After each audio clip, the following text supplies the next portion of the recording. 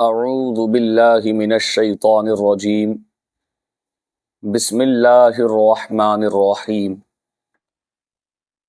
الصلاة والسلام علیک یا رسول اللہ وعلی آلک واصحابک یا سیدی محمد الرسول اللہ صلی اللہ تعالی علیہ وسلم۔ آج منہاج العربیہ اول کا درس نمبر 3 ہے۔ اس سے پہلے ہم لوگوں نے درس نمبر 1 درس نمبر 2 پڑھ لیا اور آج درس نمبر 3 ہم پڑھیں گے۔ سب سے پہلے درس نمبر 1 جب آپ دیکھیں گے تو وہاں پر اسم اشارہ یعنی اسماء اشارات جو ہیں ان میں سے 2 اسم، ایک ھذا اور ایک ذالکہ کا ذکر کیا گیا تھا۔ اسم اشارہ قریب کے لیے ھذا استعمال کیا جاتا ہے اور ھذا یہ مذکر کے لیے استعمال کیا جاتا ہے۔ ذالکہ اسم اشارہ بعید کے لیے استعمال کیا جاتا ہے اور یہ بھی مذکر کے لیے استعمال کیا جاتا ہے۔ درس نمبر 2 میں اسماء استفہام میں سے یہ بتایا گیا تھا من اور ما کا استعمال۔ یہ بتایا گیا تھا کہ من ذویل عقول کے لیے استعمال کیا جاتا ہے اور ما غیر ذویل عقول کے لیے استعمال کیا جاتا ہے۔ اسی طرح آج درس نمبر 3 میں ہم ضمیر کا استعمال کریں گے اور ضمیر کے متعلق پڑھیں گے۔ یعنی کہ درس نمبر 1 میں آپ نے اسماء اشارہ میں سے 2 اسم اشارہ کو آپ نے پڑھا اور درس نمبر 2 میں اسماء استفہام میں سے من اور ما کا استعمال آپ نے پڑھا۔ درس نمبر 3 میں ضمائر جو ہوتے ہیں ان میں سے 2 ضمیر استعمال کیا گیا ہے، اس ضمیر کے متعلق ہم آج پڑھیں گے۔ تو درس نمبر 3 میں سب سے پہلے آپ لوگ دیکھ سکتے ہیں لفظ انا استعمال کیا گیا ہے، انا۔ جیسے ہم اپنی زبان میں کہتے ہیں میں نے کہا، میں جاؤں گا، میں پڑھ رہا ہوں، میں سونے والا ہوں، میں نے کھا لیا۔ تو دیکھو میں جو استعمال کیا گیا ہے یہ میں اردو میں ہے، لیکن عربی میں کے لیے لفظ انا کا استعمال ہوتا ہے۔ لفظ انا کا استعمال ہوتا ہے۔ اسی طرح یہ کہا جائے آپ کہاں جا رہے ہیں، یا تو نے کھایا، تو نے پیا، تو کہاں جائے گا، تو نے پڑھائی کی یا آپ نے پڑھائی کی، آپ پڑھیں گے، آپ کب جائیں گے۔ تو لفظ آپ اور لفظ تو یہ ہم اردو میں استعمال کرتے ہیں، لیکن عربی میں لفظ آپ اور تو کے لیے انتا استعمال کیا جاتا ہے۔ کیا استعمال کیا جاتا ہے؟ انتا۔ جیسے اردو میں تو اور آپ ہم کہتے ہیں نا، آپ کہاں جائیں گے، آپ کا نام کیا ہے، آپ کون ہیں۔ تو جس طرح تو اور آپ ہم یہ اردو میں استعمال کرتے ہیں، اسی طرح عربی میں انتا استعمال کیا جاتا ہے تو اور آپ کے لیے، ٹھیک ہے۔ لیکن دوسری بات یہ ہے کہ ہم اردو میں کے لیے میں استعمال کرتے ہیں اردو میں جا رہا ہوں، میں آ رہا ہوں، میں کھاؤں گا، میں جاؤں گا۔ تو میں کے لیے عربی میں انا استعمال کیا جاتا ہے، انگریزی میں آئی استعمال کیا جاتا ہے۔ جس طرح تو آپ اردو میں استعمال کیا جاتا ہے، اسی طرح عربی میں انت استعمال کیا جاتا ہے اور انگریزی میں یو استعمال کیا جاتا ہے۔ لیکن فرق ہے، جب ہم اردو میں یہ کہیں گے آپ کا نام کیا ہے، تو ہو سکتا ہے یہ سوال میں نے مذکر سے بھی پوچھا ہو یا ہو سکتا ہے مؤنث کے لیے بھی ہو، یہ یعنی ہو سکتا ہے یہ سوال میں نے لڑکا سے پوچھا ہو یا ہو سکتا ہے لڑکی سے بھی پوچھا ہو کہ آپ کا نام کیا ہے۔ لفظ آپ میں نے مذکر اور مؤنث دونوں کے لیے استعمال کیا اور دونوں کے لیے استعمال کر سکتے ہیں۔ یا پھر اگر ہم یہ پوچھے تو نے کھا لیا ہے، تو اب یہ ہو سکتا ہے کہ یہ سوال میں نے مذکر سے بھی کیا ہو یا مؤنث سے بھی کیا ہو۔ ہاں یہ ہے کہ تو اور آپ یہ دونوں ہم مذکر و مؤنث دونوں کے لیے استعمال کرتے ہیں، لیکن عربی میں انت جو ہے یہ مذکر کے لیے استعمال ہوتا ہے، مؤنث کے لیے استعمال نہیں ہوتا۔ یعنی انت لڑکا کے لیے استعمال ہوتا ہے، لڑکی کے لیے استعمال نہیں ہوتا۔ اس کے لیے انتی لانا ہوتا ہے، تا میں کسرہ ہوتا ہے زیر، تو تا کے کسرہ کے ساتھ انتی جب ہم کہیں گے تو یہ مؤنث سے سوال ہوگا۔ تو بات سمجھ میں آ گئی، مذکر کے لیے انتا استعمال کریں گے اور مؤنث کے لیے انتی استعمال کریں گے۔ جیسے میں نے اس سے پہلے بھی آپ لوگوں کو بتایا تھا کہ ھذا یہ اس میں اشارہ قریب لیکن مذکر کے لیے ہے، اور اس میں اشارہ قریب مؤنث کے لیے ھذہ استعمال ہوتا ہے۔ جیسے ذالک یہ اس میں اشارہ بعید مذکر کے لیے ہے، اسی طرح تلک اس میں اشارہ بعید مؤنث کے لیے ہے۔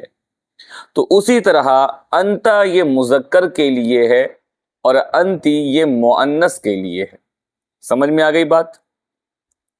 تو انا اور انتا ان دو ضمیروں کا استعمال آج کے سبق میں کیا گیا ہے، ٹھیک ہے نا؟ تو ضمائر یوں تو کل 70 ہے، ضمیر مرفوع متصل ہے، ضمیر مرفوع منفصل ہے، ضمیر مجرور متصل ہے، ضمیر منصوب متصل ہے، ضمیر منصوب منفصل ہے، وغیرہ وغیرہ۔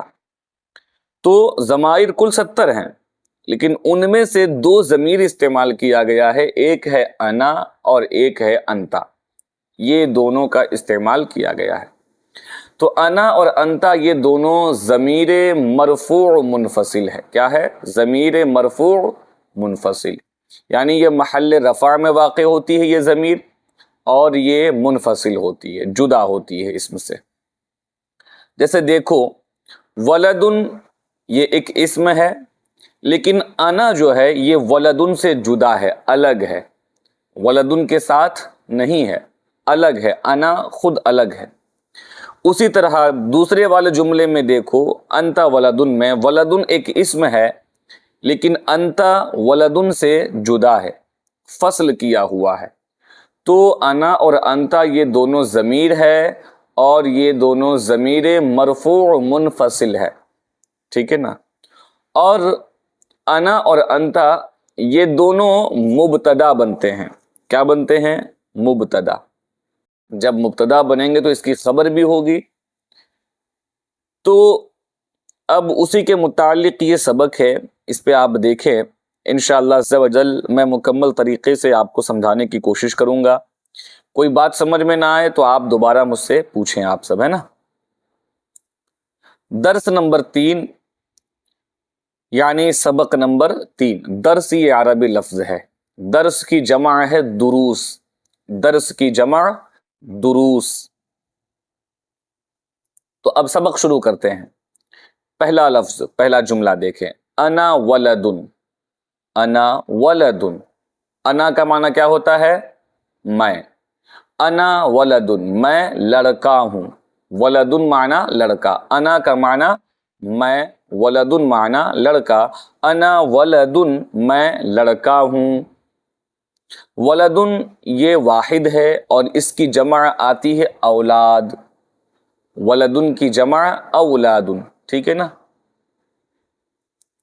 अब आगे, अंत वलदुन तू लड़का है, अंत वलदुन तू लड़का है, और इसको हम आप लड़के हैं ये भी कह सकते हैं, अंत वलदुन आप लड़के हैं ये भी कर सकते हैं अदब के लिए। तो अंत वलदुन तू लड़का है। अना कबीरुन,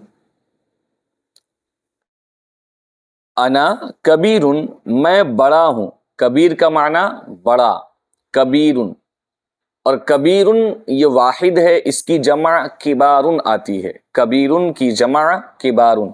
अना कबीरुन मैं बड़ा हूं, अंत सगीरुन तू छोटा है, सगीरुन का माना छोटा, और सगीरुन ये भी वाहिद है और इसकी जमा सिगारुन आती है। जैसे कबीरुन की जमा किबारुन, वैसे ही सगीरुन की जमा सिगारुन आती है, ठीक है। फिर से शुरू से देखते हैं। अना वलदुन मैं लड़का हूँ, अंत वलदुन तू लड़का है, अना कबीरुन मैं बड़ा हूँ, अंत सगीरुन तू छोटा है, ठीक है। अब नीचे देखें, काफ और साद दो चीज़ों का इस्तेमाल किया गया है, दो हर्फ, एक काफ है एक साद है। तो काफ, हरफे काफ जो इस्तेमाल किया गया है इससे मुराद कबीर है, यानी कबीर सवाल पूछेगा सगीर से, बड़ा पूछता है छोटे से। फिर नीचे साद इस्तेमाल किया गया है, यानी छोटा यानी सगीर पूछता है या जवाब देता है कबीर से, या कबीर को जवाब देता है या कबीर से पूछता है, इसीलिए इशारतन काफ और साद का इस्तेमाल किया गया है। तो जहाँ काफ हो आप समझ जाएं ये कबीर है, या तो सवाल पूछने वाला या जवाब देने वाला, और साद इस्तेमाल किया गया हो तो या तो सवाल पूछने वाला सगीर है या जवाब देने वाला सगीर है, ठीक है ना। तो अब काफ यानी कबीर पूछता है सगीर से, हल अंत सगीरुन, हल अंत सगीरुन क्या तू छोटा है, हल अंत सगीरुन क्या तू छोटा है। तो अब हल का माना होता है क्या, और ये हुरूफ इस्तिफहाम है, क्या है, हुरूफ इस्तिफहाम। हल और अ ये दोनों हुरूफ इस्तिफहाम में से हैं, ठीक है ना। हल का माना भी क्या होता है और अ का माना भी क्या होता है। तो कबीर पूछता है सगीर से, हल अंता सगीरुन क्या तू छोटा है, क्या आप छोटे हैं। तो सगीर यानी छोटा जवाब देता है, नाम हाँ, नाम हाँ, जी हाँ, अना सगीरुन मैं छोटा हूं। नाम इसका माना क्या हुआ, हाँ, और ये नाम जो है ये हुरूफ ईजाब में से हैं, यानी ये हाँ के जवाब के लिए नाम इस्तेमाल करता है। हुरूफ ईजाब यूँ तो 6 हैं, नाम, बला, ई, जैरी, अजल और इन्ना वगैरह वगैरह ना, बस ये 6 हुरूफ ये जवाबियाँ हैं, यानी इनसे हाँ का जवाब दिया जाता है ना। तो नाम और बला जो है ये दोनों सवाल के जवाब में आते हैं, ठीक है ना। तो अब कबीर ने क्या पूछा, हल अंता सगीरुन क्या तू छोटा है। तो सगीर ने जवाब दिया, नाम अना सगीरुन जी हाँ मैं छोटा हूं।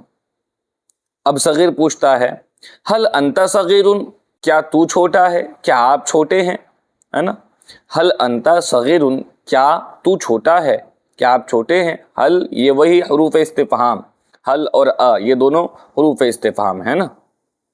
तो अब कबीर जवाब देता है, ला नहीं, ला का माना नहीं, अना कबीरुन मैं बड़ा हूं, ला सगीरुन छोटा नहीं।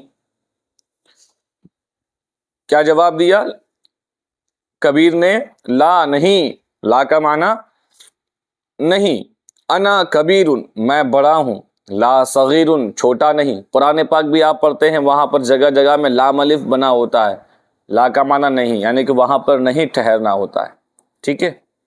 आगे देखें, फिर कबीर पूछता है, हल अंत कबीरुन क्या तू बड़ा है। सगीर कहता है, ला नहीं, अना सगीरुन मैं छोटा हूं, ला कबीरुन बड़ा नहीं। अब सगीर पूछता है, हल हाजा किताबुन, हल हाजा کتابن کیا یہ کتاب ہے؟ کبیر کہتا ہے نعم جی ہاں، ھذا کتابن ہاں یہ کتاب ہے، ھذا کتابن یہ کتاب ہے، اور کتابن کی جمع کتبن آتی ہے، کتابن کی جمع کتبن۔ اب صغیر پوچھتا ہے حل ذالک فارسی، کیا وہ فارسی ہے؟ حل ذالک فارسی، یعنی اس نے پوچھا نا کیا یہ کتاب ہے، تو کبیر نے کیا کہا؟ جی ہاں یہ کتاب ہے۔ تو صغیر نے پوچھا کیا وہ کتاب فارسی ہے؟ حل ذالک کتاب فارسی، کیا وہ فارسی کتاب ہے، کتاب فارسی ہے؟ حل ذالک فارسی، کیا وہ فارسی ہے؟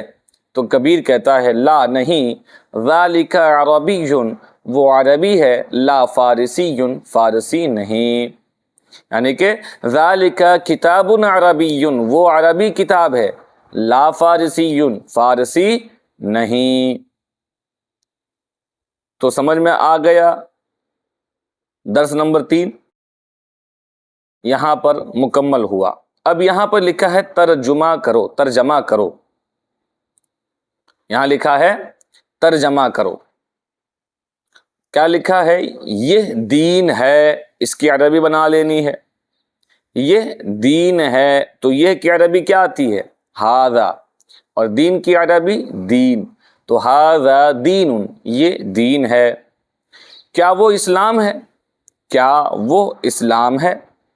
تو کیا کی عربی کیا آئے گی؟ حل، حرف استفہام، سوالیہ جملہ، کیا کی عربی حل وہ ذالک اسلام، اسلام، حل ذالک اسلام، کیا وہ اسلام ہے؟ اب ہاں وہ اسلام ہے، نعم ذالک اسلام، وہ اسلام ہے۔ اس طریقے سے مکمل آپ کو عربی بنا لینی ہے، ہاں میں مسلم ہوں، ٹھیک ہے؟ سبق سمجھ میں آ گیا؟ اگر کوئی چیز سمجھنے میں دقت ہو تو آپ لوگ مجھ سے دوبارہ پوچھ سکتے ہیں۔